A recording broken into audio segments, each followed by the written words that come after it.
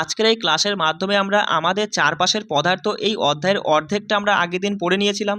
বাকিটা আজকের এই ক্লাসে আমরা খুব সুন্দর করে বুঝে নেব। দেখো, আমি সবসময় তোমাদের একটা কথাই বলি বস, যে বিশেষ করে সায়েন্স মুখস্থ করতে হবে না, প্রত্যেকটা বিষয় প্রত্যেকটা পয়েন্ট ভালো করে যদি বুঝে নিতে পারো, তাহলে যেরকমই কনসেপচুয়াল যেমন খুশি প্রশ্ন পরীক্ষায় দিক না কেন, তুমি খুব সহজেই সেগুলো মানে সমাধান করতে পারবা। তাই বলছি, একটু বস মনোযোগ দাও, দিয়ে আমার কথাগুলো শোনো, দরকার হয় কানে হেডফোন দাও, দিয়ে আমার কথাগুলো ভালো করে শুনে বুঝে নেওয়ার চেষ্টা করো। তোমাকে আর পড়তে হবে না, তুমি খুব সহজেই দেখবা এখান থেকে যেমন খুশি প্রশ্ন আমি করি না কেন, তুমি খুব সহজে মানে উত্তর বলতে পারবা। চলো শোনো ভালো করে। দেখো, পদার্থের বিভিন্ন অবস্থা। দাদা, অবস্থা বলতে কি বোঝায়? আমরা যদি আমাদের চারপাশে তাকাই, তাহলে আমরা কি দেখব? নানা রকমের পদার্থ দেখতে পারবো, তাই না? তুমি বলবা যে হচ্ছে দাদা কখন মানে ইট, বই, খাতা, স্লেট, পেন্সিল, ঘর, বাড়ি, জল, তেল, তারপরে হচ্ছে কোনো জায়গায় ধোঁয়া হচ্ছে, সেই ধোঁয়ার মধ্যে গ্যাস আছে, সেটাও আমরা অনুভব করতে পারছি, তাই না? তাহলে আমরা বলবো যে আমরা আমাদের চারপাশের পদার্থগুলোকে তিনটি অবস্থায় ফেলে দিয়েছি। কিছু পদার্থকে দেখে আমরা বলছি এই পদার্থটা কঠিন, যেগুলো শক্তপোক্ত। কিছু পদার্থকে আমরা বলছি এই পদার্থটা হচ্ছে তরল পদার্থ, যেমন জলের মতো যেগুলো।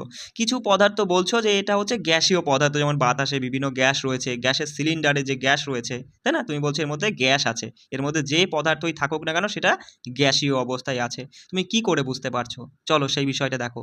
তুমি কোনগুলোকে বলছো যে এগুলো কঠিন পদার্থ? তুমি বলবে যে একটা কলম, একটা বই, একটা সুচ, একটা কাঠের লাঠি নাও, বা এক টুকরো একটা লোহার দণ্ড নাও, বা একটা ইট, একটা পাথর নাও, এগুলোকে তুমি বলবা কঠিন পদার্থ। কি করে তুমি বললে? কি করে বললে? তুমি নিশ্চয়ই কঠিন পদার্থ সম্পর্কে জানো যে কঠিন পদার্থের প্রত্যেকটিরই নির্দিষ্ট একটা আকার আছে। কি আছে? প্রত্যেকটা কঠিন পদার্থের নির্দিষ্ট একটা আকার আছে।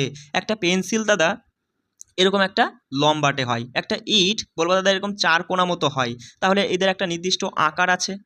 বলছে নির্দিষ্ট সীমারেখাও আছে। অবশ্যই সীমারেখা আছে। তুমি বলবা পেন্সিলটা 7 সেন্টিমিটার লম্বা, বা বলবা ইটটা হচ্ছে এতটুকু লম্বা, এতটুকু চওড়া, তাহলে নির্দিষ্ট একটা সীমারেখাও কিন্তু আছে। এদের নির্দিষ্ট একটা আয়তনও আছে। অবশ্যই ইটটা যতটা জায়গা জুড়ে রয়েছে ততটাই এর আয়তন, বা বলবা যে পেন্সিলটা যতটা জায়গা জুড়ে রয়েছে ততটাই এর আয়তন। কিন্তু এদের সংকোচনশীলতা অর্থাৎ ব্যাপন নগণ্য, মানে খুবই কম। আমি যদি তোমাকে বলি এই একটা পেন্সিল, আর সাথেই আমি রেখে দিলাম একটা ইটকে।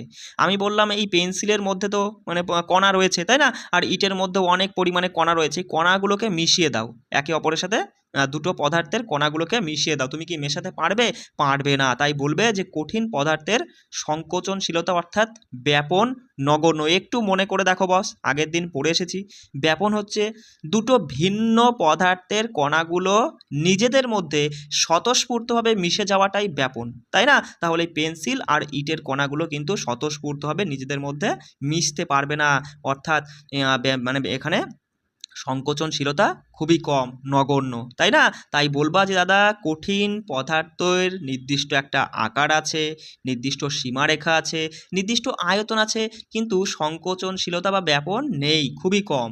দেখো, বাইরে থেকে যদি আমরা বল প্রয়োগ করি কোনো একটা কঠিন পদার্থের ওপরে, তাহলে সেই কঠিন পদার্থটা নিজেদের আকৃতি বজায় রাখার প্রবণতা দেখায়, মানে নিজের যে আকৃতিটা সেটা কিন্তু সেরকমই রাখতে চায়। যদি বেশি বল প্রয়োগ করি তখন কিন্তু সেই কঠিন পদার্থটা হয় ভেঙে যাবে, কিন্তু তবুও সে তার আকৃতি পরিবর্তন করতে চাইবে না। সেই জন্য আমরা বলবো কঠিন পদার্থ হচ্ছে দৃঢ় প্রকৃতির। দৃঢ় মানে হচ্ছে শক্ত। বিষয়টা বোঝো, বিষয়টা বোঝো, প্রত্যেকটা পয়েন্ট বুঝবে। এই ধরো একটা পেন্সিল, আমি তোমাকে বললাম পেন্সিলটাকে তুমি এরকম গোল বানিয়ে দাও, গোল বলের মতো বানিয়ে দাও। পারবে? পারবে? তুমি যতই বল প্রয়োগ করো হয় কি হবে, খুব বেশি বল প্রয়োগ করলে পেন্সিলটা হয় ভেঙে যাবে, নাহলে হয়তো পেন্সিলটা ফেটে যাবে। কিন্তু এই গোল বল কিন্তু করতে পারবে? পারবে না, কারণ পেন্সিলটা একটা কঠিন পদার্থ, ও ওর নিজের আকৃতি বজায় রাখতেই চাইবে, তাই না? তাই আমরা বলবো যে বাইরে থেকে বল প্রয়োগ করেও কঠিন পদার্থকে তার আকৃতি পরিবর্তন করা খুবই কষ্টকর ব্যাপার একটা, তাই না? চলো এবার দেখো, এই পয়েন্টগুলো কিন্তু মাথায় রাখবে। বিবৃতি, আমি তোমাকে বিবৃতি দিলাম। এ নাম্বার বিবৃতিতে বললাম একটি রাবারের ব্যান্ডকে টানলে এর আকৃতি পরিবর্তন হয়, এটি একটি কঠিন পদার্থ। এটা কি সঠিক বিবৃতি? আর এর একটা কারণও দিয়ে দিলাম। কারণটা আমি বললাম, 1 মিনিট দেখো। কারণটা আমি তোমায় বললাম যে বল প্রয়োগের কারণে রাবারের আকৃতির পরিবর্তন হয় এবং বল সরিয়ে নিলে সে পুনরায় আগের আকৃতিতে ফিরে আসে। এটা মানে বিবৃতি কি সত্য আর কারণটা কি এর সঠিক কারণ? মানে অপশনে কেমন থাকবে বোঝো। ১ নম্বর অপশনে থাকবে এ নাম্বার মানে বিবৃতিটা সত্য এবং কারণ মানে এবং হচ্ছে কারণটা এর মানে বলতে পারো আই নাম্বার কারণটা এর সঠিক কারণ। বা বলবে বিবৃতি সত্য কারণ মিথ্যা বা বেঠিক।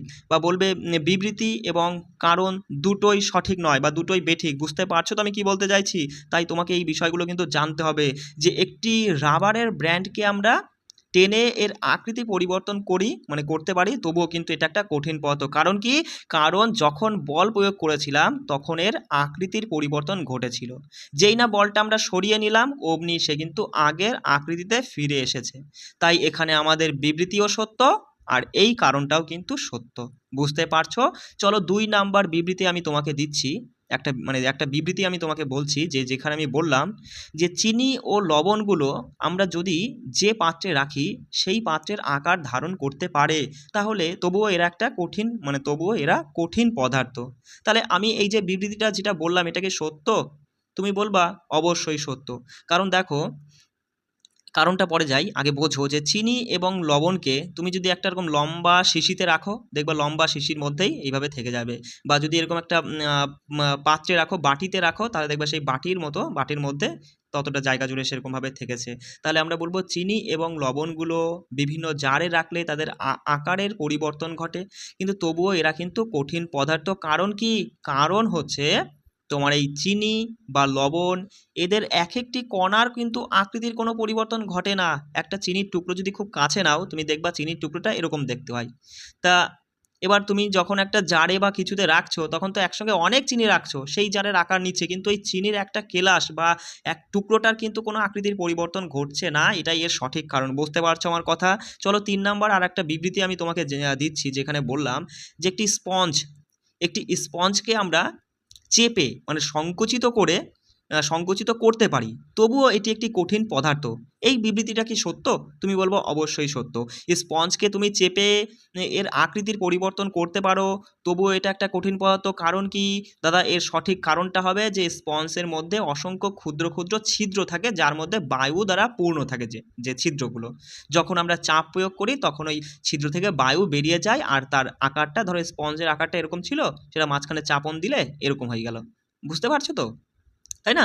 এখানে যদি আঙুল দিয়ে চাপন দাও এরকম হয়ে যাবে, তাই না বস? তাই আমরা বলবো যে স্পঞ্জের মধ্যে অসংখ্য ছিদ্র ছিল, যার মধ্যে বায়ু দ্বারা পূর্ণ ছিল, এবং চাপ প্রয়োগে সেই বায়ু বেরিয়ে যায় এবং সেটা সংকুচিত হয়ে যায়। এটাই এর সঠিক কারণ। তাহলে এই বিবৃতি কারণগুলো কিন্তু মাথায় রাখবে, পরীক্ষায় কিন্তু এরকম আসে প্রশ্ন বস। বুঝতে পারছো আমি কি বলতে চাইছি? দেখো, এগুলো হচ্ছে বিবৃতি আর নিচেরগুলো এর সঠিক কারণ। চলে আস, এমনও কিছু পদার্থ আছে যেগুলো তরল অবস্থায় থাকে। তুমি খুব সহজেই বলবে যে দাদা জল হবে, রান্নার তেল, দুধ, ফলের রস, ঠান্ডা জল, এগুলো সবই কিন্তু তরল অবস্থায় থাকে। কারণ কি? দেখো, এই তরলের নির্দিষ্ট কোনো আকার নেই। আছে কি? তরলের নির্দিষ্ট কোনো আকার নেই। আমরা দেখেছিলাম কঠিন পদার্থের মধ্যে একটা পেন্সিল এরকম লম্বাটে হয়, একটা ইট এরকম চারকোনা হয়। তাহলে এদের একটা নির্দিষ্ট আকার আছে, তরলের সেই জিনিসটা নেই। তরলকে যে পাত্রে রাখবো তরল সেই পাত্রের আকার ধারণ করে, কিন্তু তরলের একটা আয়তন আছে, তরলের নির্দিষ্ট আয়তন আছে। আর তরল তো তুমি তো জানোই, তরল হচ্ছে প্রবাহিত হয়, তাই না? যদি তুমি এখানে মানে একটা মাটিতে বা মেঝেতে যদি তুমি জল ঢেলে দাও, জলটা সারা দিকে ছড়িয়ে যাবে, তাই না? যেদিকে নিচু আর কি সেদিকে যাবে। বা দুধ, তেল যা কিছুই ঢেলে দাও না কেন সেটা ছড়িয়ে পড়বে, অর্থাৎ প্রবাহিত হবে, চলবে। মানে বুঝতে পারছো তো? মানে ছড়াবে আর কি। তাই বলবা যে তরল হচ্ছে প্রবাহিত, তরল কিন্তু দৃঢ় নয়, শক্ত নয়। যদি একটা পেন্সিল তুমি মেঝেতে ফেলো, সেই পেন্সিলটা গড়িয়ে গড়িয়ে কিছুটা দূর গিয়ে কিন্তু সেই পেন্সিলটা সেরকমই থাকবে, সেই লম্বায় কিন্তু থাকবে। পেন্সিলটা কখনো এরকম চারকোনা হয়ে যাবে না, তাই না বস? তাই বলবা যে মানে তরল পদার্থ হচ্ছে প্রবাহিত, এটা দৃঢ় নয়, আর তরলের নির্দিষ্ট কোনো আকার নেই। তরলের আয়তন আছে, তরলকে যে পাত্রে রাখা হয় তরল সেই পাত্রের আকারটা ধারণ করে। কেমন? চলো, আচ্ছা দেখো, বায়ুমণ্ডলের যে গ্যাসীয় উপাদানগুলো সহজেই কিন্তু জলে ব্যাপিত হয় এবং দ্রবীভূত হতে পারে। মাথায় রাখবে, বায়ুমণ্ডলের বিভিন্ন গ্যাস আছে, তাই না? তার মধ্যে বিশেষ করে অক্সিজেন আর কার্বন ডাইঅক্সাইড এরা কিন্তু সহজেই জলের সঙ্গে ভালোভাবে মিশতে পারে। তারও একটা কারণ আছে, কারণ কি? জলে যে সমস্ত জলজ প্রাণী এবং জলজ উদ্ভিদরা থাকে তাদের বেঁচে থাকার জন্য কিন্তু এই অক্সিজেন এবং কার্বন ডাইঅক্সাইডের প্রয়োজন। জলজ জীবে মানে প্রাণীর জন্য অক্সিজেন এবং উদ্ভিদদের জন্য কার্বন ডাইঅক্সাইড প্রয়োজন। তাই তাদেরকে মানে তাই বলবা যে দাদা যে বায়ুমণ্ডলের যে গ্যাসীয় উপাদানের মধ্যে অক্সিজেন এবং কার্বন ডাইঅক্সাইড এরা সহজেই কিন্তু জলের সঙ্গে দ্রবীভূত হতে পারে, তাই জন্য তোমার জলজ প্রাণীরা জলের মধ্যে থেকেই অক্সিজেন সংগ্রহ করে বেঁচে থাকে আর কি, শ্বাস প্রশ্বাস চালায়, তাই না? আচ্ছা, চলে আসো, দেখো ভালো পয়েন্ট যে কঠিন বলো, তরল বলো অথবা গ্যাসীয় পদার্থ বলো, এরা সবাই কিন্তু মানে সব পদার্থই তরলে ব্যাপিত হতে পারে। ভালো পয়েন্ট মাথায় রাখবে, কঠিন পদার্থ, তরল পদার্থ, গ্যাসীয় পদার্থ সবই তরলে ব্যাপিত হতে পারে। তার মধ্যে দেখবো আমরা যে কঠিনের তুলনায় তরলের ব্যাপনের হারটা বেশি। অবশ্যই কঠিন পদার্থের তুলনায় তরল পদার্থগুলো ভালোভাবে মিশে যেতে পারে। আমি তো তোমাকে বললামই যে একটা পাথর আর একটা ইটকে যদি তুমি হচ্ছে এই পাথর আর ইটের কণাগুলোকে মেশাতে চাও, মেশাতে পারবে? ব্যাপন কিন্তু হবে না। যদি তোমাকে বলি যে একটা পাত্রে দুধ আছে আর একটা পাত্রে জল আছে, এই দুধ আর জলের কণাগুলোকে মেশাও তো, তুমি কিন্তু খুব সহজেই অন্য একটা পাত্রে দুটোই ঢেলে দিলা, দুটো কিন্তু মিশে গেল। কিন্তু গ্যাসের কথা যদি বলি, গ্যাসে কিন্তু ব্যাপন ব্যাপক পরিমাণে হয়। সবথেকে বেশি মাথায় রাখবা, গ্যাসে ব্যাপন সবথেকে বেশি হয়। মানে গ্যাসের সংকোচনশীলতা সবথেকে বেশি, কঠিনে সবথেকে কম, তরলে মাঝামাঝি, আর গ্যাসে সবথেকে বেশি। তবে আমরা জানলাম যে কঠিনের তুলনায় তরলের ব্যাপনের হারটা বেশি। কেমন?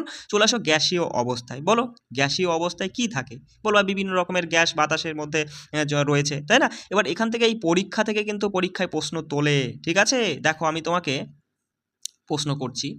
আচ্ছা, এখানে একটা প্রশ্ন আমরা এড়িয়ে গিয়েছি, কোনোটা একটা কিচ্ছু ছাড়বো না। দেখো এই প্রশ্নটা যে তরলকে এক পাত্র থেকে অন্য পাত্রে ঢালতে গেলে এটি সহজে প্রবাহিত হয় কেন? বা পদার্থের কোন ধর্মের কারণে তরল এক পাত্র থেকে অন্য পাত্রে ঢাললে এটি সহজে প্রবাহিত হয়? এটা হচ্ছে তরলের প্রবাহমান ধর্মের কারণে। কি বললাম? তরলের প্রবাহমান ধর্মের কারণে তরলের নির্দিষ্ট কোনো আকার থাকে না, তাই এরা সহজেই প্রবাহিত হয়। বোঝা গেল? চলে আসো, কোন পরীক্ষায় ছিলাম? এই কাজ যা আছে সব কিন্তু তোমাকে আমি বলে দেবো, কোনো চিন্তার কারণে কিচ্ছু ছাড়বো না। চলো, আচ্ছা এই একটা কি সিরিঞ্জ, জানোই তো, মানে দেখেছো সিরিঞ্জ আর কি, তাই না? তা এই সিরিঞ্জে আমি তোমাকে একটা প্রশ্ন করলাম যে পিস্টন সিরিঞ্জের পরীক্ষা থেকে আমরা পদার্থের কোন ধর্ম সম্পর্কে জানতে পারি? সেটা হচ্ছে পদার্থের ব্যাপন অর্থাৎ সংকোচনশীলতা জানতে পারি।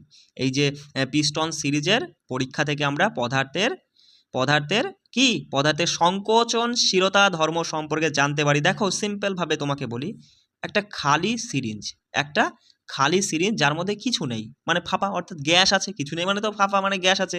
এবার সেটাকে যদি তোমাকে চাপন দিতে বলি, তুমি কিন্তু চাপন দিলে খুব সহজেই অল্প বল প্রয়োগ করেই কিন্তু এই মানে রাবারের ব্যান্ডটা এখান থেকে এই পর্যন্ত তুমি খুব সহজেই নিয়ে আসতে পারবে। কিন্তু এবার আমি তোমাকে কি করলাম, এবার আমি ওই সিরিঞ্জের মধ্যে জল ভরে দিলাম, তারপর তোমাকে চাপতে বললাম, তখন চাপতে কিন্তু তোমাকে একটু বেশি বল প্রয়োগ করতে হচ্ছে, তাই না? তারপর আমি তোমাকে কি করলাম, ওই সিরিঞ্জের মধ্যে বালি ভরে দিলাম, দিয়ে তারপর চাপতে বললাম, তখন কিন্তু তোমাকে বিরাট পরিমাণে বল প্রয়োগ করতে হচ্ছে, তারপর এদিক দিয়ে হালকা কিছু হয়তো বেরোচ্ছে, তাই না? এখানে যা আছে, এখানে তো রাবারের ছিপি দিয়ে চাপ প্রয়োগের কথা বলেছে, সেটা আমি তুলছি না, আমি তোমাকে যেভাবে বলছি সেভাবে বোঝো। তাহলে বলো কোন ক্ষেত্রে তোমাকে বেশি বলের প্রয়োজন হলো? যখন এই সিরিঞ্জের মধ্যে বালি বা কঠিন পদার্থ ছিল, তখন কিন্তু মানে তোমার হচ্ছে বেশি বল প্রয়োগ করতে হয়েছে, মানে অর্থাৎ তখন কিন্তু তোমার কি মানে বলবা যে দাদা মানে এই পরীক্ষা থেকে আমরা কি বুঝি যে পদার্থের কণাগুলোর মধ্যে সংকোচনশীলতা সম্পর্কে কিন্তু বুঝতে পারি। দেখো যখন গ্যাস ছিল তখন কিন্তু হচ্ছে খুব সহজেই কিন্তু তোমার কি হয়েছে, আমরা সহজেই কিন্তু পিস্টনটাকে ঠেলে পাঠাতে পেরেছি, তাই না? কারণ কি? কারণ গ্যাসগুলো ভালোভাবে মিশে যেতে পারে। আর এই যে এর মধ্যে গ্যাস ছিল, বাইরেও গ্যাস রয়েছে, তাই গ্যাসের সঙ্গে ভালোভাবে মিশে গেছে, তাই না? কিন্তু তরলের ক্ষেত্রে আমরা দেখলাম যে তরলের ক্ষেত্রে কিন্তু ঠিক আছে, তরল থেকে বাইরে তরল থাক বা যা কিছুই থাকুক না কেন, মিশতে আমাদের একটু বেশি বল প্রয়োগ করতে হয়েছে। আর কঠিনের ক্ষেত্রে কিন্তু আমাদের খুব বেশি পরিমাণে বল প্রয়োগ করতে হয়েছে। তাই জাস্ট তুমি এই সিরিঞ্জের পরীক্ষা থেকে ইম্পর্টেন্ট তথ্য একটাই মাথায় রাখবা, যে পিস্টন সিরিজের পরীক্ষা থেকে আমরা পদার্থের সংকোচনশীলতা সম্পর্কে জানতে পারি, সংকোচনশীলতা ধর্ম সম্পর্কে জানতে পারি। কেমন? চলে আসো, দেখো তা আমরা দেখলাম যে কঠিন এবং তরলের তুলনায় গ্যাসীয় পদার্থ অনেক বেশি সংকোচনশীল, তাই না বস? দেখো বাড়িতে রান্না করার জন্য ব্যবহৃত তরলীকৃত পেট্রোলিয়াম গ্যাস এলপিজির পুরো কথাটা মাথায় রাখবে, যে এলপিজি লিকুইফাইড পেট্রোলিয়াম গ্যাস বা তরলীকৃত পেট্রোলিয়াম গ্যাস। আর সিএনজি মূলত সংকোচিত প্রাকৃতিক গ্যাস, যাকে বলা হয় কম্প্রেসড ন্যাচারাল গ্যাস। কেমন? মাথায় রাখবা। এখান থেকে আচ্ছা, এখান থেকে দেখো, এই হচ্ছে সংকোচনশীলতার জন্যই ছোট আয়তনের সিলিন্ডারের মধ্যে অনেক বেশি আয়তনের গ্যাস রাখা যায়। এইটা একটু গুরুত্বপূর্ণ। বুঝতেই পারছো যে সংকোচনশীলতা বেশি বলেই, সংকোচনশীলতা মানে কি? ব্যাপন, মানে কণাগুলো একে অপরের সাথে ভালোভাবে মিশে যেতে পারে। সেই জন্যই তো আমরা একটা ছোট্ট সিলিন্ডারের মধ্যে অধিক পরিমাণে গ্যাসকে বদ্ধ করে রাখতে পারছি। তাহলে মাথায় রাখবে যে পরীক্ষায় প্রশ্ন যদি এরকমও দেয়, কনসেপচুয়াল ধরো বলে দিল যে একটি গ্যাস সিলিন্ডারে অধিক পরিমাণে গ্যাস আমরা রাখতে পারি, এর কারণ কি? যে পদার্থের কণাগুলোর মধ্যে ফাঁকা স্থান বেশি থাকে তাই, পদার্থের কণাগুলোর গতিশক্তি বেশি, পদার্থের কণাগুলোর মধ্যে আকর্ষণ শক্তি বেশি, নাকি এই পদার্থের কণাগুলোর মধ্যে সংকোচনশীলতা বেশি? তাহলে সঠিক উত্তর কি করবা? যে গ্যাসীয় পদার্থের কণাগুলোর মধ্যে এই সংকোচনশীলতা এই ধর্মের জন্যই কিন্তু আমরা একটা ছোট আয়তনের সিলিন্ডারের মধ্যে অধিক পরিমাণে গ্যাস সংরক্ষণ করতে পারি বা ধরে রাখতে পারি। বুঝতে পারছো আমার কথা? চলে আসো এখানে। দেখো যে গ্যাসের কণাগুলো দ্রুত গতির জন্য এবং কণাগুলোর মধ্যে ফাঁকা বেশি থাকার জন্য গ্যাসে গ্যাসে ব্যাপন খুব বেশি পরিলক্ষিত হয়। কি বললাম? গ্যাসের কণাগুলোর মধ্যে গতিশক্তি বেশি এবং গ্যাসের কণাগুলোর মধ্যে ফাঁকা স্থানও বেশি আছে, তার জন্য গ্যাসে গ্যাসে কিন্তু ব্যাপন খুব বেশি পরিলক্ষিত হয়। তাহলে নিম্নলিখিত কোন ক্ষেত্রে ব্যাপন সব থেকে বেশি বোঝা যায় বা ব্যাপন সবচেয়ে বেশি পরিলক্ষিত হয়? এরকম একটা প্রশ্ন দিয়ে অপশানে দিলাম যে তরল গ্যাস, কঠিন গ্যাস, গ্যাস গ্যাস বা তরল তরল, এরকম 4টা অপশান দিয়ে দিলাম। সঠিক উত্তর কি করবে? Gas gas. যে গ্যাসে গ্যাসে ব্যাপন সব থেকে বেশি পরিলক্ষিত হয়। বুঝতে পারছো? এখান থেকে ইম্পর্টেন্ট পয়েন্ট মাথায় নাও যে গ্যাসীয় অবস্থায় পদার্থের কণাগুলো অতি দ্রুত গতিতে এলোমেলোভাবে ছোটাছুটি করে। এই এলোমেলোভাবে ঘুরে বেড়ানোর জন্য কণাগুলো পরস্পর ধাক্কা খায় এবং পাত্রের দেওয়ালে ধাক্কা দেয়। এই যে গ্যাসের কণাগুলো পাত্রের দেওয়ালে প্রতি একক ক্ষেত্রফলে যে বল প্রয়োগ করে, তার থেকেই গ্যাসের চাপের সৃষ্টি হয়। প্রশ্ন তোমাকে আমি করছি, ধরো প্রশ্ন বললাম যে গ্যাসীয় অবস্থায় পদার্থের কণাগুলো কিভাবে চাপের সৃষ্টি করে? তাহলে সঠিক উত্তর তুমি কি বলবা? যে পাত্রের দেওয়ালে প্রতি একক ক্ষেত্রফলে বল প্রয়োগ করে। কি বলবে? যে প্রশ্ন বললাম যে গ্যাসীয় অবস্থায় পদার্থের কণাগুলি কিভাবে চাপের সৃষ্টি করে, অ্যান্সার বলবে পাত্রের দেওয়ালে প্রতি একক ক্ষেত্রফলে বল প্রয়োগ করে। কেমন? একটু ছবিটা দেখে বুঝে নাও। দেখো, এটা তো বুঝতেই পারছো একটা ডিশ, কঠিন, তার একটু দানা এখানে বড় করে দেখানো হয়েছে। বুঝতে পারছো একটা কঠিন পদার্থের মধ্যে জল আছে, অর্থাৎ তরল, আর নিচেরটা হচ্ছে গ্যাস। তা কঠিন পদার্থকে যদি আমরা দেখি তাহলে কেমন দেখব? এই যে এরকম দেখব যে কঠিন পদার্থের এক একটা কণা একদম আর একটা কণার সঙ্গে লেগে রয়েছে, তাই না? অর্থাৎ অর্থাৎ এদের মধ্যে আকর্ষণ শক্তি সব থেকে বেশি।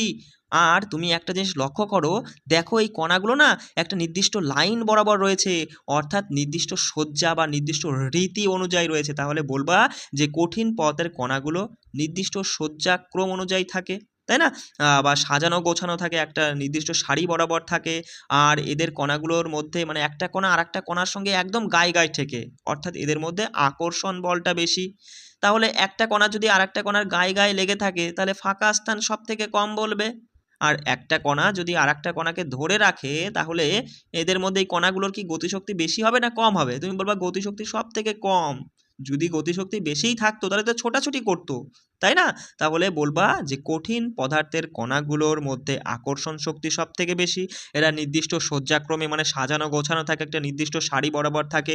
আর হচ্ছে এদের মধ্যে ফাঁকা স্থান কম থাকে, এদের মধ্যে গতিশক্তি কম থাকে, মানে সব থেকে কম থাকে আর কি। চলো তরলে দেখো, বলবা তরলের ক্ষেত্রে দেখতে পাচ্ছ কণাগুলো একটা আর একটার গাঁর উপরে উঠে যাচ্ছে এলোমেলোভাবে, তাই না? তাহলে খুব সহজেই বলবা যে তোমার হচ্ছে তরল পদার্থের কণাগুলো একটা আর একটার উপরে পিছলে পড়ে, আর তরল পদার্থের কণাগুলোর মধ্যে ফাঁকা স্থান মাঝামাঝি আছে, আর হচ্ছে এদের আকর্ষণ শক্তিও মাঝামাঝি, আর এদের গতিশক্তিও মাঝামাঝি, সব কিছুই তরলের ক্ষেত্রে মাঝামাঝি। কেমন?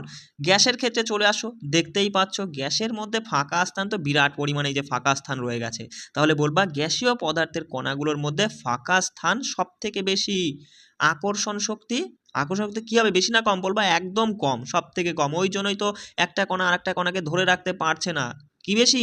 আকর্ষণ শক্তি সব থেকে কম, কিন্তু গতি শক্তি সব থেকে বেশি। ওই জন্যই তো এরা এলোমেলোভাবে এদিক ওদিক বিশৃঙ্খলাভাবে ছড়িয়ে ছিটিয়ে বেড়ায়। বোঝা গেল? তাহলে বলবা গ্যাসীয় পদার্থের কণাগুলোর মধ্যে ফাঁকা স্থান সব থেকে বেশি, গতি শক্তি সব থেকে বেশি, তোমার হচ্ছে আর কি, আর হচ্ছে তোমার হচ্ছে আকর্ষণ শক্তি সব থেকে কম, আর এরা বিশৃঙ্খলাবদ্ধভাবে ছুটে বেড়ায়। কেমন? চলো চলে আসো, একটু প্রশ্নগুলো দেখো যে বস্তুর একক আয়তনের ভরকে ঘনত্ব বলে। ভালো পয়েন্ট মাথায় রাখবে যে বস্তুর একক আয়তনের ভরকে কি বলে?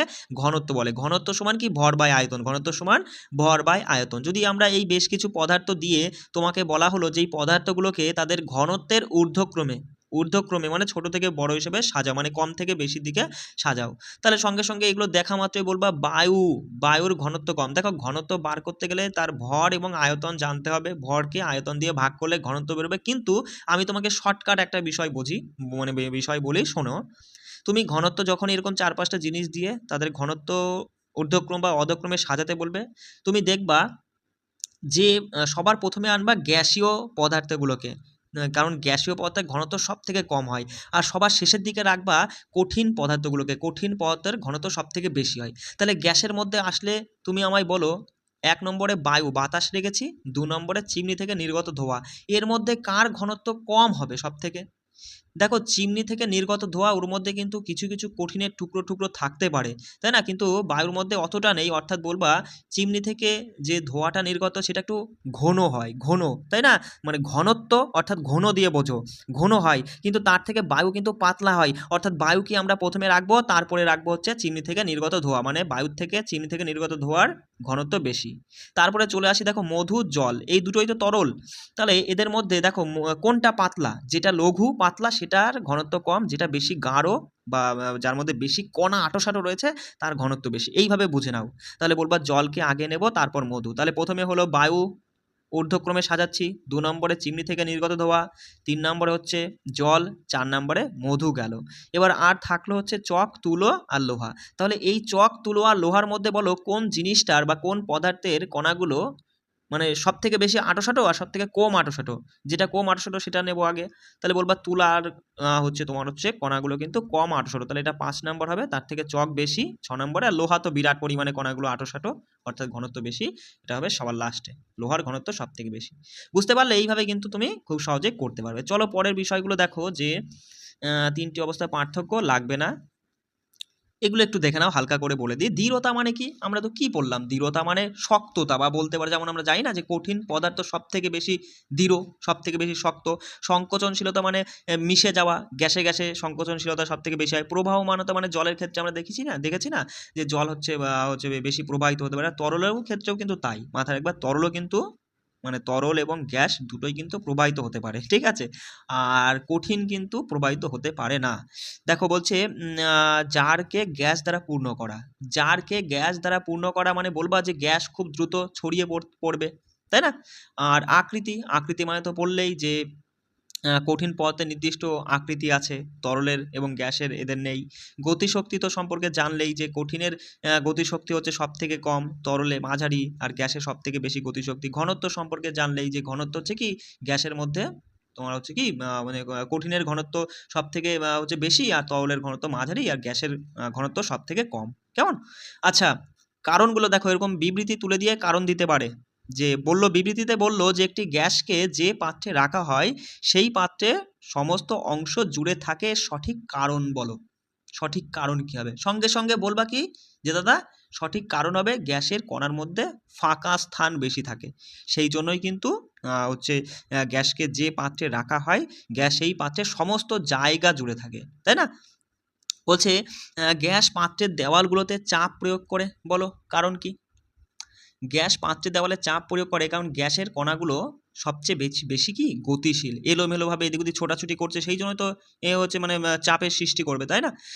তারপরে বলো তো একটি কাঠের টেবিলকে অবশ্যই কঠিন বস্তু বলা হয় কেন? কারণ তুমি তো জানোই যে কাঠের টেবিলের নির্দিষ্ট একটা আকার, নির্দিষ্ট আকৃতি বা বলতে পারো যে আয়তন আছে, তাই আমরা একে কঠিন বস্তু বলবো, তাই না? বলো আমরা বাতাসে সহজেই হাত নাড়াচাড়া করতে পারি, কিন্তু একই কাজ কঠিন কাঠের ব্লকে করতে পারি না, ক্যারাটে বিশেষজ্ঞদের প্রয়োজন। যাই হোক, এখান থেকে তুমি বুঝতেই পারছো যে দাদা বলবো যে আমরা বাতাসে হচ্ছে ফাঁকা স্থানটা বেশি আছে, সেই জন্য আমরা সহজে হাত পা নাড়াচাড়া করতে পারি, কিন্তু কঠিনের মধ্যে ফাঁকা স্থান নেই, ওই জন্য আমরা কঠিনের মধ্যে কিন্তু হাত পা নাড়াচাড়া করতে পারি না। মানে বিষয়টা বোঝো। তোমাকে যদি একটা ফাঁকা সুইমিং পুলে, মানে একটা খালি হচ্ছে সুইমিং পুলে তোমাকে যদি ছেড়ে দিই, তুমি সেখানে কিন্তু হাত পা খুব সহজে নাড়াচাড়া করতে পারবে।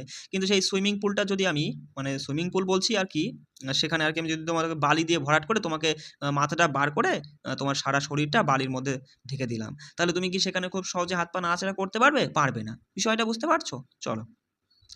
আচ্ছা, তাহলে পদার্থের অবস্থার পরিবর্তন, তাহলে এতদূর পর্যন্ত আমরা দেখলাম পদার্থের বিভিন্ন অবস্থা সম্পর্কে, 3টি অবস্থা সম্পর্কে আমরা জানলাম, কঠিন, তরল, গ্যাসীয়, কোন অবস্থায় পদার্থ কেমন থাকে, কি কি বৈশিষ্ট্য থাকে, তাই না?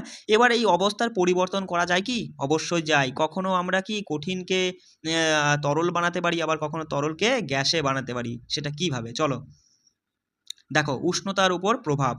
উষ্ণতার কারণে কিন্তু আমরা বস কঠিনকে তরল, তরলকে গ্যাস বানাতে পারি। দেখো, একটা পাত্রে বরফ রয়েছে, দেখতে পাচ্ছ? এবার এই বরফকে যদি তুমি তাপ দাও, তাপ দিলে পরে কি হবে? বলবা বরফটা দাদা গলে জল হয়ে যাবে, তাই না? তাহলে এখান থেকে বুঝতেই পারছো যে তাপের কারণে, মানে উষ্ণতা দিয়েছো বলেই কিন্তু কঠিন থেকে সেটা তরল হয়েছে। এবার তুমি সেই তরলটা, অর্থাৎ এই যে জলটাকে যদি আরো তাপ দাও, তাহলে সেই জলটা কি হবে? উবে যাবে, অর্থাৎ বাষ্পীভূত হবে, জলীয় বাষ্পে পরিণত হবে, তাই না? তাহলে তখন সেটা কি হয়ে গেল? তরল থেকে গ্যাসে চলে গেল, তাই না? বুঝতে পারছো? তাহলে তাপই হচ্ছে, তাপ কিন্তু সব খেলা খেলছে। তাপের কারণেই তোমার হচ্ছে বরফ থেকে জল হচ্ছে, আবার জল থেকে গ্যাসীয় হচ্ছে। আবার তাপ যদি বার করে নাও, তাহলে তখন সেই গ্যাস আবার জলে ফিরে আসবে। আরও যদি তাপ তুমি নিষ্কাশন করো, বার করে নাও, তখন সেই জল আবার গ্যাসে ফিরে যাবে। চলো, এখানে দেখো এই পরীক্ষায় তেমন কিছু নেই, ঠিক আছে? চলে আসো যে উষ্ণতা বৃদ্ধির সাথে কঠিন পদার্থের কণাগুলোর গতিশক্তি বৃদ্ধি পায়। তাহলে দেখো, কোন পদার্থের কণাগুলোর গতিশক্তি সব থেকে বেশি? বলবা দা গ্যাসীয় পদার্থের কণাগুলোর গতিশক্তি সব থেকে বেশি। এবার যদি আমরা কঠিন পদার্থকে যদি উত্তাপ্ত করি, মানে উষ্ণতা দিই, অর্থাৎ তাপ দিই, তাহলে এর গতিশক্তি বৃদ্ধি পাবে। কেমন? এই গতিশক্তি বৃদ্ধি পায় বলে কণাগুলো আরও বেশি বেগে কাঁপতে থাকে। কারণ গতিশক্তি যখনই বৃদ্ধি পাবে, তখনই তো এলোমেলোভাবে এদিক ওদিক ছোটাছুটি করবে, তাই আরও বেশি কাঁপতে থাকবে, তাই না? তাই তাপ দ্বারা সরবরাহকৃত শক্তি কণাগুলোর মধ্যে যে আকর্ষণ বল থাকে তা অতিক্রম করে এবং কণাগুলো তাদের অবস্থান থেকে সরে যায় এবং মুক্ত অবস্থায় ঘোরাফেরা করতে শুরু করে। কেমন? আচ্ছা, তা এখান থেকে মাথায় রাখবে তুমি এটাই যে এখান থেকে দেখো যে উষ্ণতা বৃদ্ধি পেলে কঠিন পদার্থের কণাগুলোর গতিশক্তি বৃদ্ধি পায়। কেমন? আচ্ছা, এখানে দেখো, বায়ুমণ্ডলীয় চাপে যে নিম্নতম উষ্ণতায় কোনো কঠিন পদার্থ গলে তরলে পরিণত হয়, সেটাই হচ্ছে তার কি? হচ্ছে কঠিন পদার্থের গলনাঙ্ক। দেখো, বায়ুর তো একটা চাপ আছে, সেই চাপে মানে সব থেকে কম উষ্ণতায় তুমি একটা কঠিনকে গলে তরলে পরিণত করছো, সেই একটা কঠিনকে তরল বানাতে তোমাকে যে যতটুকু তাপ দিতে হচ্ছে, সেটাই হচ্ছে গলন তাপ, বা বলতে পারো হচ্ছে এই কঠিন পদার্থের গলনাঙ্ক। কেমন? আর এটা যদি আমরা বরফের ক্ষেত্রে দেখি, তাহলে বরফের ক্ষেত্রে এই গলনাঙ্কটা দাঁড়াচ্ছে 273.15 কেলভিন। ঠিক আছে? দেখো, তা এই হচ্ছে মাথায় রাখবা যে কঠিন অবস্থা থেকে তরল অবস্থায় রূপান্তরের পদ্ধতিকেই গলন বলে। কি বললাম? কঠিন অবস্থা থেকে তরল অবস্থায় রূপান্তরের পদ্ধতিকে গলন বলে। বলছে কঠিন পদার্থ যখন গলতে শুরু করে, তখন তার উষ্ণতা স্থির থাকে, তাহলে তাপশক্তি কোথায় যায়? বিষয়টা ভালো তথ্য কিন্তু। বলো আমাকে যে একটা কঠিন পদার্থ, ধরো একটা বরফকে, এই একটা বরফকে তুমি তাপ দিচ্ছ, তাপ দিলে পরে তো বরফটা গলতে শুরু করবে, তরল আসবে। এবার তুমি তাপ দিচ্ছ, উষ্ণতা কি স্থির থাকে? উষ্ণতা কিন্তু স্থির থাকে। মাথায় রাখবে যে হচ্ছে কঠিন পদার্থকে যখন গলতে শুরু করে, তখন কিন্তু তার উষ্ণতা স্থির থাকে। কার? ওই কঠিন পদার্থের উষ্ণতা কিন্তু স্থির থাকে। তাহলে তুমি যে তাপ দিচ্ছ, সেই তাপ শক্তিটা কোথায় যাচ্ছে? সেই তাপ শক্তিটা ওই কঠিন পদার্থের কণাগুলোর মধ্যে আকর্ষণ বলকে ভাঙছে, ভেঙে তরলে আনছে। কারণ কঠিন পদার্থের কণাগুলো একে অপরকে আকর্ষণ করে রাখে, খুব শক্ত করে ধরে রাখে। এবার এই কণাগুলো যখন একটু ফাঁক ফাঁক হবে, তখনই তো বস মানে তরলে পরিণত হবে। যখন খুব বেশি ফাঁক ফাঁক হবে, মানে বেশি ফাঁকা হবে, তখন সেটা গ্যাসে চলে যাবে। তাহলে এই যে আকর্ষণ বলকে ভাঙতে, সেই তাপটা মানে তাপশক্তি কি করে? তখন আকর্ষণ বলকে ভাঙায়। বিষয়টা বুঝতে পারছো? চলো। আচ্ছা, এখান থেকে তেমন কিছু নেই, চলে আসো এই পাশে দেখে নিই আমরা। হ্যাঁ, আচ্ছা দেখো, ওই যে যেটা তোমাকে কেবলই বললাম যে একটা বরফকে যখন আমরা হচ্ছে তাপ দিচ্ছি, এবার ওই হচ্ছে এটা গলছে, গলে তরল হচ্ছে। এবার এই বরফের কিন্তু তাপের কিন্তু কোনো পরিবর্তন ঘটে না। বরফের তাপটা মানে মানে তোমার হচ্ছে স্থির থাকে। তাহলে যে তাপ শক্তিটা কাজে লাগছে, সেই তাপ শক্তি কি করছে? বরফের কণাগুলোর মধ্যে আকর্ষণ শক্তিকে ভাঙছে, আকর্ষণ বলকে ভাঙছে। আর এটাই হচ্ছে এই বরফের লীন তাপ। দেখো, যে তাপমাত্রায় কোনো কঠিন পদার্থ গলে তরলে পরিণত হয়, সেটাই হচ্ছে তার লীন তাপ। কেমন? আর দেখো লিনতাপকে বলা হয় লিটেন্ট হিট। লিটেন্ট কথার অর্থ হচ্ছে লুক্কায়িত, মানে লুকিয়ে থাকে। ঠিক আছে, ওই বরফের মধ্যে কিন্তু লুকিয়ে আছে।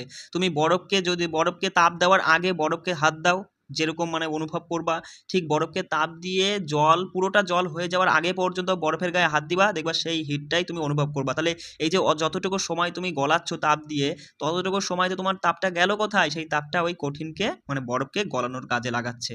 আর সেই তাপটার নামই হচ্ছে লিটেন্ট হিট বা লুক্কায়িত হিট। এবার পুরোটা যখন জল হয়ে গেল, তখন যদি তুমি তাপ দাও, তখন ওই জল আবার গরম হয়ে যাবে।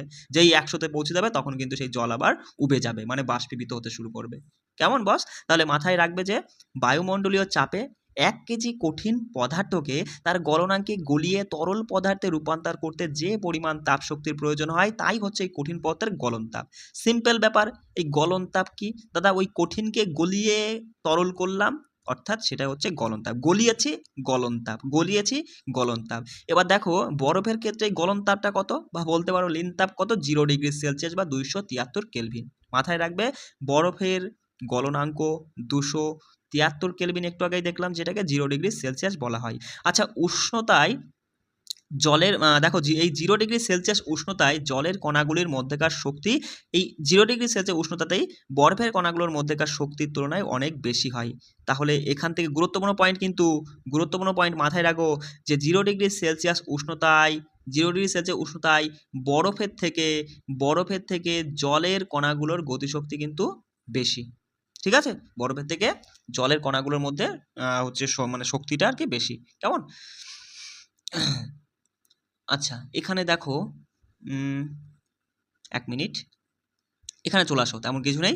এই জায়গাটায় দেখো যে বায়ুমণ্ডলীয় চাপে যে উষ্ণতায় কোনো তরল ফুটতে শুরু করে, তাকেই ওই তরলের স্ফুটনাঙ্ক বলে। মানে বুঝতে পারছো? দেখো বায়ুমণ্ডলে চাপে একটা নির্দিষ্ট উষ্ণতায় কোনো তরল ফুটতে শুরু করে। দেখো স্ফুটন তখনই হয় যখন 100 ডিগ্রি সেলসিয়াস তাপমাত্রা হবে, তখনই কিন্তু ফুটবে, তাই না? ভালো করে বোঝো। তুমি কি করছো? হচ্ছে চা তৈরি করছো বা জল ফোটাচ্ছ, তখন কিন্তু দেখবা শুরুতেই কিন্তু জলটা ফুটবে না। শুরুতে জল গরম হবে, আস্তে আস্তে চারিদিকে বুদবুদের সৃষ্টি হবে, তাই না? তারপরে এমন একটা সময় আসবে যখন হচ্ছে তল দিক থেকে বুদবুদ উঠবে, তারপরে আস্তে আস্তে সব জায়গা থেকেই তোমার হচ্ছে কি ফোটা শুরু হবে, তাই না? মানে বলবা দাদা স্ফুটনটা তরলের সমগ্র জায়গা থেকে হয়, পাশের থেকে নিচের থেকে সব জায়গা থেকে ফুটে। আর এটা কখন ফুটবে? যখন 100 ডিগ্রি সেলসিয়াস তাপমাত্রা পৌঁছাবে, তখন কিন্তু স্ফুটন হয়, তাই না? তাহলে স্ফুটন হচ্ছে বায়ুমণ্ডলীয় চাপে যে উষ্ণতায় কোনো তরল ফুটতে শুরু করে, সেটাই হচ্ছে স্ফুটন। আর স্ফুটন তরলের সমগ্র তলব্যাপী একটি ঘটনা। কেমন? বলবা স্ফুটন হচ্ছে সমগ্র তলব্যাপী একটা ঘটনা, মানে সমগ্র তল থেকে ঘটে। আর এটার জন্য কত উষ্ণতার প্রয়োজন? স্ফুটন হতে গেলে তোমাকে 100 ডিগ্রি সেলসিয়াস বা 273 কেলভিন তাপমাত্রার প্রয়োজন হবে। চলে আসো। আচ্ছা, এখান থেকে দেখো সিম্পল ব্যাপার, আমরা তো দেখলাম যে একটা কঠিন অবস্থায় যে পদার্থটা রয়েছে, তাকে যদি আমরা তাপ প্রয়োগ করি, সেটা তরলে চলে যাবে। তাকে যদি আবার তাপ প্রয়োগ করি, সে গ্যাসীয়তে চলে যাবে। এবার যদি আমরা কোনো একটা গ্যাসীয় পদার্থ থেকে তাপ বার করে নিই, তখন সেটা তরলে চলে যাবে। তরল থেকে যদি গ্যাস বার করে নিই, তখন সেটা কঠিনে চলে যাবে। তার মানে আমরা ভালো মতোই বুঝতে পারছি দাদা, ওই উষ্ণতার জন্যই পদার্থের হচ্ছে বিভিন্ন অবস্থার পরিবর্তন হচ্ছে। উষ্ণতার সাহায্যে আমরা একটা পদার্থের এক অবস্থা থেকে অন্য অবস্থায় রূপান্তর করতে পারবো, তাই না? চলো। আচ্ছা, নিচের এই তথ্যগুলো একটু দেখে নিও যে উষ্ণতার এসআই একক কি। এসআই পদ্ধতিতে উষ্ণতার একক হচ্ছে কেলভিন। 0 ডিগ্রি সেলসিয়াস সমান 273.15 কেলভিন। কেমন? আর হচ্ছে এখান থেকে দেখো যে তোমার হচ্ছে এই যে সেলসিয়াস আর কেলভিনের সম্পর্ক একটু বলে দিই। ধরো ডিগ্রি সেলসিয়াস থেকে তোমাকে কেলভিনে যেতে গেলে 273 যোগ করবা। কি করবা? 273 যোগ করবা। আর কেলভিন থেকে সেলসিয়াসে আসতে গেলে তুমি 273 ঝেড়ে দিবা। ব্যাস, সিম্পল ব্যাপার। 273 বাদ দিয়ে দিবা, তাহলেই কেলভিনে চলে আসবা, এই মানে ডিগ্রি সেলসিয়াসে চলে আসবা। কেমন? আচ্ছা, এই কাজটা দেখো, কর্পূর অথবা অ্যামোনিয়াম ক্লোরাইডের একটা পরীক্ষা। তা এই কাজ থেকে আমি বলে দিতে শোনো, যদি তুমি কি করো, যদি তুমি একটা ফানেলের মধ্যে কি করলে, যে অ্যামোনিয়াম ক্লোরাইড বা কর্পূর রেখে যদি তুমি তাপ দাও, তাহলে সরাসরি দেখবা যে হচ্ছে কি সেটা উবে গেছে। এটা দেখো, অ্যামোনিয়াম ক্লোরাইড হচ্ছে একটা কঠিন পদার্থ, যখনই তাপ প্রয়োগের ফলে এটা সরাসরি উবে গেছে, মানে সরাসরি গ্যাসে চলে গেছে। তাহলে এই যে কোনো একটা কঠিন পদার্থ তাপ প্রয়োগ হোক বা কোনো কিছুর কারণে, চাপ বা তাপ প্রয়োগের কারণে সরাসরি উবে গেল, মানে গ্যাসে চলে গেল, কঠিন থেকে গ্যাসে চলে গেল, এটাকেই বলা হয় ঊর্ধ্বপাতন। সেই বিষয়টা নিচে লেখা আছে, পড়ে নাও। দেখো, তরলে রূপান্তরিত না হয়ে কঠিন থেকে সরাসরি গ্যাসীয় অবস্থায় রূপান্তরকেই ঊর্ধ্বপাতন বলে।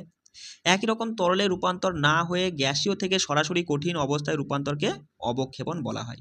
ঠিক আছে, এবার দেখো আমরা কি দেখলাম এতক্ষণ, যে উষ্ণতার কারণে পদার্থের এক অবস্থা থেকে আরেক অবস্থায় নিয়ে যাওয়া যায়। ঠিক একই রকমই চাপের পরিবর্তনের কারণেও কিন্তু পদার্থকে এক অবস্থা থেকে আরেক অবস্থায় নিয়ে যাওয়া যায়। সেরকম একটা ভালো উদাহরণ রয়েছে এই যে তোমার হচ্ছে কঠিন কার্বন ডাই অক্সাইড। দেখো এখানে এই ছবিটা আগে একটু বলে দিই, শোনো। এখানে দেখো তুমি এই যে নিচে দেখতে পাচ্ছ যে কণাগুলো, এখানে 5টা না কটা কণা আছে, 6টা কণা আছে। তো এই কণাগুলোর মধ্যে কতটা ফাঁকা জায়গা আছে, তাই না? তার মানে দেখে বুঝে গেছো যে এই যে এইটুকুর মধ্যে যে পদার্থ রয়েছে সেটা হচ্ছে গ্যাসীয় অবস্থায় রয়েছে, তাই না? তা এটা একটা গ্যাসীয় পদার্থ। এবার ওপর থেকে তুমি চাপ দিচ্ছ, প্রেসার অর্থাৎ চাপ প্রয়োগ করছো, এই যে চাপ প্রয়োগ করছো, ওই গ্যাসের কণাগুলো দেখো কাছাকাছি চলে এসেছে। তার মানে যখনই পদার্থের কণাগুলো একটু কাছাকাছি থাকে তখন সে কেমন অবস্থায় থাকে, তরল অবস্থায় থাকে। তার মানে চাপ বৃদ্ধি বৃদ্ধি করেছো, মানে চাপ বাড়িয়েছো, চাপ বাড়িয়ে গ্যাসকে তুমি কি করলে, তরলে পরিণত করলে। আবার আরো বেশি তুমি চাপ দিচ্ছ, আরো বেশি চাপ দিচ্ছ, তখন দেখছো একটা নির্দিষ্ট সজ্জাক্রমে সাজিয়ে গেছে আর একটা কণা আর একটা কণার কাছাকাছি লেগে গেছে। তার মানে বুঝতে পারছো এটা কঠিনে চলে এসেছে। মানে অত্যাধিক বা অধিক চাপ বৃদ্ধি করলে পরে তোমার হচ্ছে গ্যাসকে কঠিনেও পরিণত করা যায়। তাহলে আমরা ভালো মতো কি বুঝলাম বস? এখান থেকে দুটো জিনিস মাথায় রাখবে। এক হচ্ছে আমি বলছি উষ্ণতা, আর একটা চাপের কথা বলছি, ঠিক আছে? একটা কঠিন পদার্থের কথা বলি প্রথমে। একটা কঠিন পদার্থকে উষ্ণতা বাড়াতে হবে না কমাতে হবে তবে তুমি তরলে পরিণত করবে, বলো বলো? একটা কঠিন পদার্থকে যদি তুমি তাপ দাও, বরফের কথাই ভাবো না কেন, বরফের কথাই ভাবো। একটা বরফকে তুমি তাপ দিলে, তাপ বৃদ্ধি করলে সেটা কি হলো, তাপ বৃদ্ধি করলে তুমি সেটা তরলে পরিণত করলে। তাহলে এখানে চাপ কি বেড়েছে না চাপ কমেছে? দেখো এখানে কিন্তু চাপ হ্রাস পেয়েছে, চাপ কমে গেছে। বিষয়টা বোঝো। এ কঠিনে ছিল, ধরো এই যে তোমার হচ্ছে কঠিনে রয়েছে, এবার তোমার হচ্ছে তুমি যখনই তরলে বানিয়েছো তার মানে চাপ তোমার কিন্তু কমেছে, তুমি পিস্টনটা ওপরের দিকে টেনে নিয়েছো। মানে টেনে নেওয়া মানে কি, তোমার এটা হালকা হয়ে গেছে, তাই না? তাই এখানে কিন্তু কঠিন থেকে তরলে যেতে গেলে আমাদের উষ্ণতা বাড়াতে হয় আর চাপটা কমাতে হয়, তাই না? আমি যদি বলি যে তরল থেকে কঠিনে যেতে গেলে তুমি কিভাবে যেতে পারো, উষ্ণতা এবং চাপের কি পরিবর্তন করতে হবে? তরল থেকে কঠিনে যেতে গেলে তোমাকে কি করতে হবে? দেখো তরল থেকে কঠিনে যাবে, তার মানে তোমাকে তো তাপ দেওয়াই যাবে না। যদি তুমি তাপ দাও তাহলে তরল তো বাষ্প হয়ে যাবে। তাই সঙ্গে সঙ্গে বলবা যে উষ্ণতা তো কমাতে হবে, উষ্ণতা কমাতে হবে, চাপ তোমাকে বাড়াতে হবে, তবেই না তরল থেকে কঠিনে যাবা। এই দেখো এই যে নিচে কি দেখলাম, এই যে তোমাকে চাপ বৃদ্ধি করতে, মানে এরা সবসময় ব্যস্তানুপাতে থাকে দুজনা, এই জিনিসটা মাথায় রাখবা। ঠিক আছে, এই উষ্ণতা আর চাপ এরা দুজনা ব্যস্তানুপাতে থাকে, কেউ একজন বাড়লে পরে আর একজন কমে যাবে। ঠিক আছে, এই বিষয়টা মাথায় রাখবা। চলো দেখো এই যে কঠিন কার্বন ডাই অক্সাইড বলে হচ্ছে একটা পদার্থ আছে যাকে আমরা শুষ্ক বরফও বলি। এটা উচ্চ চাপে সংরক্ষিত থাকে। কেমন? উচ্চ চাপে। কঠিন, আমি কি বলছি, কঠিন কার্বন ডাই অক্সাইড, তার মানে উচ্চ চাপে সংরক্ষিত আছে, কঠিনে আছে। কার্বন ডাই অক্সাইড একটা গ্যাস, উচ্চ চাপে সংরক্ষিত আছে। যখনই পিস্টনটা ঢিল দিলে, মানে তুমি হচ্ছে এই চাপটা একদম সরিয়ে নিলে, সরাসরি এরকম কণাগুলো এরকম ফাঁকা ফাঁকা হয়ে যাবে, অর্থাৎ সরাসরি গ্যাসে চলে যাবে, কখনোই তরলে যাবে না। তাই কঠিন কার্বন ডাই অক্সাইড থেকে যদি আমরা, মানে কঠিন কার্বন ডাই অক্সাইড তো উচ্চ চাপে সংরক্ষিত থাকে, এবার এই চাপ যদি আমরা কমিয়ে নিই তাহলে পরে কঠিন কার্বন ডাই অক্সাইড তরল অবস্থায় না গিয়ে সরাসরি গ্যাসীয় অবস্থায় রূপান্তরিত হয়। এই কারণে এই কঠিন কার্বন ডাই অক্সাইডকে কি বলে, শুষ্ক বরফ, শুষ্ক বরফ বলা হয়। তাহলে এতদূর পরে আমরা কি বুঝলাম বস? আমরা বুঝলাম যে পদার্থের অবস্থার পরিবর্তনের জন্য দুটো জিনিস নির্ভর করে, চাপ ও তাপ, মানে তাপমাত্রা। চাপ এবং তাপ দুটোর দ্বারাই পদার্থকে তার এক অবস্থা থেকে অপর মানে অবস্থার পরিবর্তন করানো যায়, তাই না? কখনো আমাদের চাপ বাড়াতে হবে তো তাপমাত্রা কমাতে হবে, কখনো তাপমাত্রা বাড়লে পরে চাপ সেখানে কমে যাবে, তবেই না অবস্থার পরিবর্তন ঘটবে। চলো দেখো এই বিষয়টা। আচ্ছা একটা কঠিনকে তুমি তরল বানাচ্ছ মানে গলাচ্ছ, কি করছো, কঠিনকে তরল বানাচ্ছ মানে গলাচ্ছ, গলন ঘটেছে, সেই প্রক্রিয়ার নাম কি, গলন। আচ্ছা তরলকে তুমি কঠিন বানাচ্ছ, তাহলে সেই প্রক্রিয়ার নাম কি, কঠিনীভবন। শব্দের মাধ্যমে বুঝতে পারবা। কঠিন তরল হলো, গলে গেল, গলন ঘটলো। তরল কঠিনে আসলো, কঠিন হয়ে গিয়েছে, অর্থাৎ কঠিন ভবন ঘটেছে। তরল গ্যাসে গেছে, উবে গেছে, বাষ্পীভূত হয়েছে, বাষ্পীভবন ঘটেছে। গ্যাস তরলে গেছে, গ্যাস কখন তরলে যায়, যখন গ্যাস ঘনিয়ে আসে, তাই না? মেঘ ঘনিয়ে এসে বৃষ্টি হয়, অর্থাৎ গ্যাস ঘনিয়ে তরল হলো, তখন সেটাকে ঘনীভবন বলবো। এবার কোনো কঠিন যদি সরাসরি উবে যায়, সরাসরি উবে যায়, সরাসরি উবে গ্যাসে চলে গেল, ঊর্ধ্বপাতন ঘটলো। আর কোনো গ্যাস যদি সরাসরি কঠিনে চলে আসে সেক্ষেত্রে অবক্ষেপণ ঘটবে। মাথায় থাকবে। আর করতে হবে কি, মুখস্থ করতে হবে কি, মুখস্থ করতে হবে না। চলো দেখো, বায়ুমণ্ডলীয় চাপের একক কি, মাথায় রাখবে পাস্কেল। একটু দেখে নাও, গুরুত্বপূর্ণ পয়েন্ট কিন্তু, যে চাপ থেকে, আচ্ছা দেখো, চাপের একক হচ্ছে পাস্কেল। 1 মিনিট, দেখো মাথায় রাখবা, গুরুত্বপূর্ণ। আর এক বায়ুমণ্ডলীয় চাপ হচ্ছে 1.01 ইন্টু 10⁵ পাস্কেল, এটাও কিন্তু গুরুত্বপূর্ণ, একটু পড়ে নিও। আচ্ছা, এখান থেকে দেখো, এগুলো তো ইজি, তাও বলে দিচ্ছি যে উষ্ণতাকে মানে সেলসিয়াসে রূপান্তর করতে বলো তোমাকে, কেলভিনকে ডিগ্রি সেলসিয়াসে যদি যেতে হয় তাহলে তুমি কি করবা, একটু আগে বললাম 273 বাদ দিবা, তাহলে যেটা হবে সেটা তোমার যেমন কত হচ্ছে, এখানে 27 হচ্ছে, 27 ডিগ্রি সেলসিয়াস হয়ে যাচ্ছে। এখান থেকে 273 তুমি বাদ দাও, তার এখানে কত থাকছে বলো, 300 ডিগ্রি সেলসিয়াস থাকছে। আর একই রকম যদি তোমাকে বলা হয় যে, আচ্ছা এখানে বলছে যে নিচের উষ্ণতাগুলো জলের ভৌত অবস্থা কি হবে। দেখো 100 ডিগ্রি সেলসিয়াসে কি হয়, জল হচ্ছে তোমার বাষ্পীভূত হতে শুরু করে। আর হচ্ছে 250 ডিগ্রি সেলসিয়াসে জল তো আর তোমার হচ্ছে কি হবে, সেটা তো আর তখন একদম গ্যাসীয় অবস্থায় থাকবে, তাই না। আমরা দেখবো বাষ্পায়ন। দেখো এখন আমি তোমাকে যা কিছু কাজ এবং যা কিছু উদাহরণ বলবো সব কিছুর উত্তর তুমি বাষ্পায়ন নেবে, ঠিক আছে।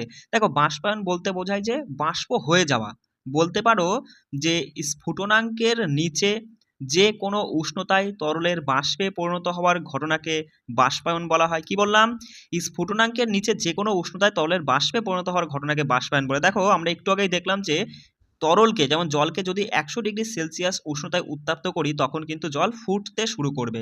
আর এই 100 থেকে নিচে যে কোনো উষ্ণতায় কিন্তু তরল বাষ্পীভূত হতে শুরু করবে। আর স্ফুটন কিন্তু সমগ্র তলব্যাপী একটা ঘটনা।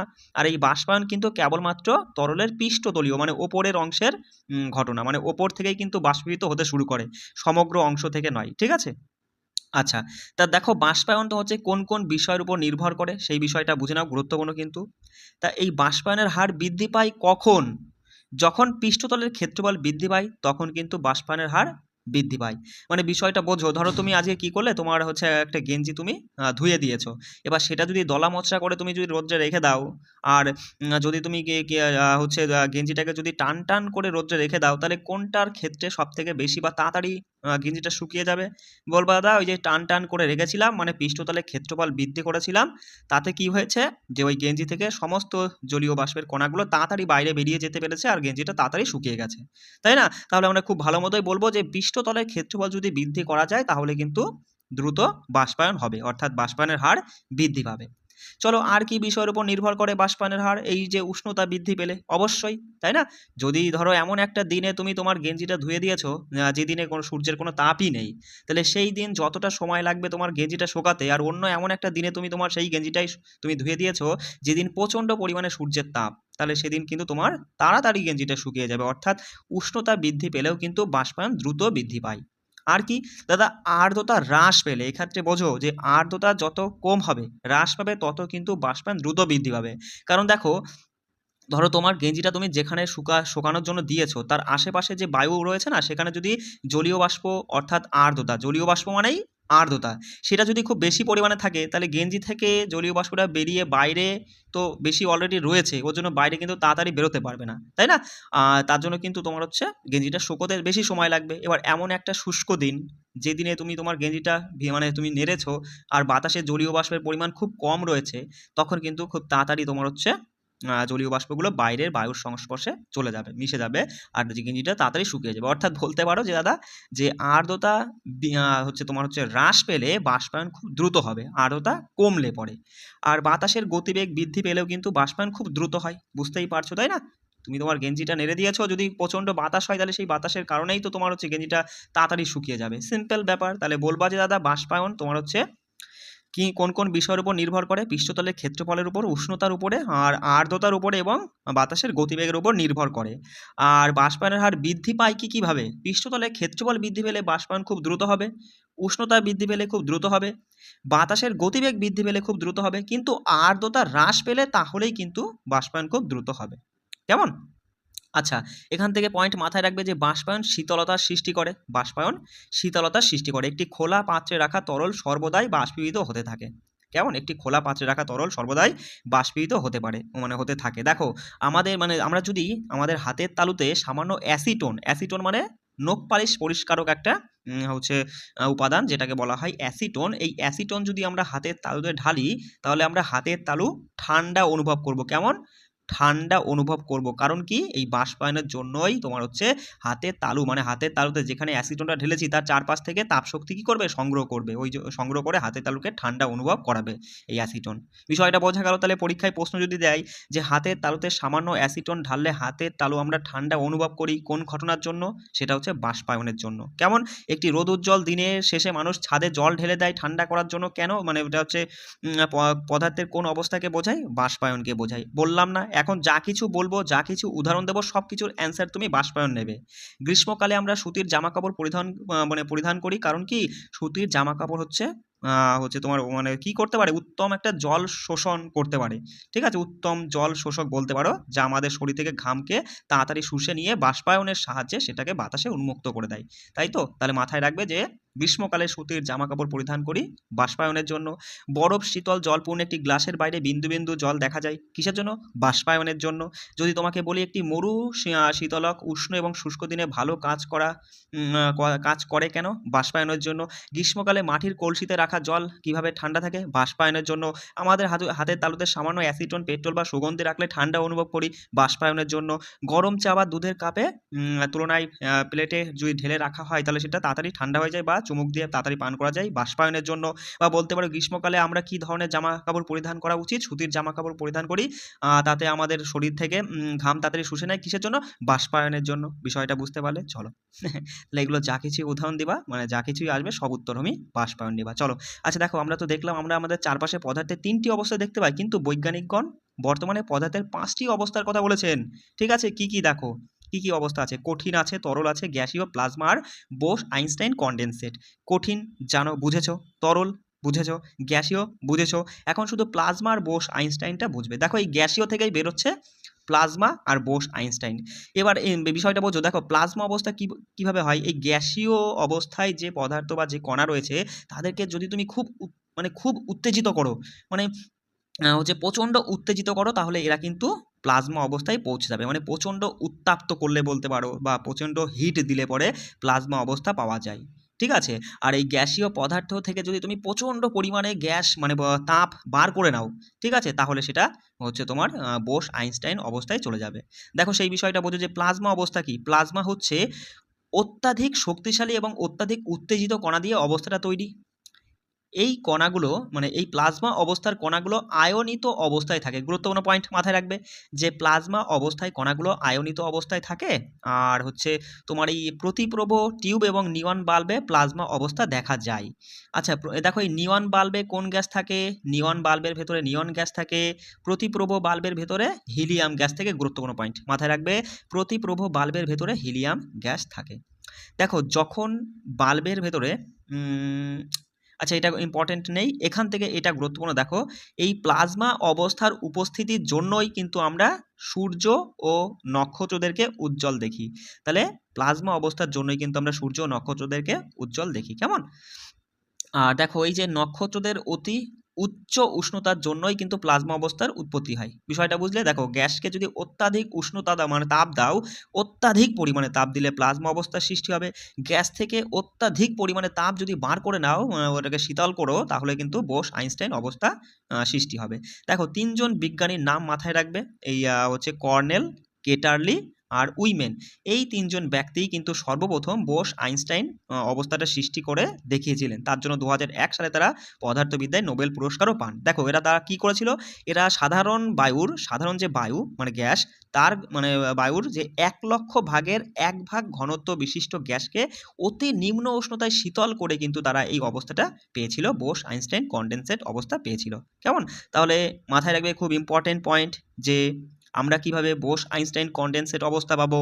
যে সাধারণ বায়ুর ঘনত্বের 1,00,000 ভাগের 1 ভাগ বিশিষ্ট ঘনত্বকে হচ্ছে কোনো গ্যাসকে যদি আমরা নিম্ন উষ্ণতায় শীতল করি, তাহলে বোস আইনস্টাইন অবস্থাটা পাবো। এই যে ওয়েবসাইটটা একটু মাথায় রাখবে, www.chem4kids.com। এই ওয়েবসাইটে যদি আমরা ক্লিক করি, তাহলে আমরা পদার্থের চতুর্থ এবং পঞ্চম অবস্থা সম্পর্কে বিশদ তথ্য জানতে পারবো। কেমন বোঝা গেল? তাহলে কোনো অসুবিধা থাকলো কি তোমার এই অধ্যায় থেকে? আর এরপরে হচ্ছে আমরা কি শিখলাম এটা পড়ে নিবা। আর তারপরে হচ্ছে দেখো তার সাথে এই ছকটাও কিন্তু অবশ্যই পড়বা। আর সাথে আমি অবশ্য করিয়ে দেবো এরপরে আরেকটা ক্লাস আমি রাখবো যেখানে হচ্ছে তোমাকে আমি এই সমস্ত প্রশ্নগুলো কিন্তু যা আছে এই সমস্ত প্রশ্নগুলো কিন্তু সমাধান করিয়ে দেবো। এই উদাহরণ থেকেও কিন্তু পরীক্ষায় প্রশ্ন আসবে। এই অনুশীলনীর এই উদাহরণ বা দলবদ্ধ যে কাজ এখান থেকেও কিন্তু পরীক্ষায় প্রশ্ন হবে, কিচ্ছু ছাড়া যাবে না। ঠিক আছে? সেই মতোই কিন্তু আমি তোমাদের এক একটা অধ্যায় করাবো। কেমন? সবাই ভালো করে কিন্তু প্রত্যেকটা অধ্যায় পড়তে দেখো। এই যে তুমি ভালো করে যারা একদম প্রথম থেকে শেষ পর্যন্ত ক্লাসটা মনোযোগ দিয়ে শুনেছো, আশা করি তোমাদের 80% কিন্তু টপিকটা মাথায় থেকে গেল। এরপরে যখন তুমি নিজে একবার পুরো অধ্যায়টা রিডিং পড়বে তখন কিন্তু দেখবা পুরোপুরি 100% তোমার মাথায় থেকে যাবে। এখান থেকে যা কিছুই প্রশ্ন করা হোক না কেন খুব সহজেই কিন্তু তুমি সেগুলো সমাধান করতে পারবে। তাই সবাই কিন্তু প্রত্যেকটা ক্লাস খুব ভালো করে মনোযোগ দিয়ে দেখবে। কেমন? সবাই ভালো করে পড়বে। রাখছি। জয় হিন্দ।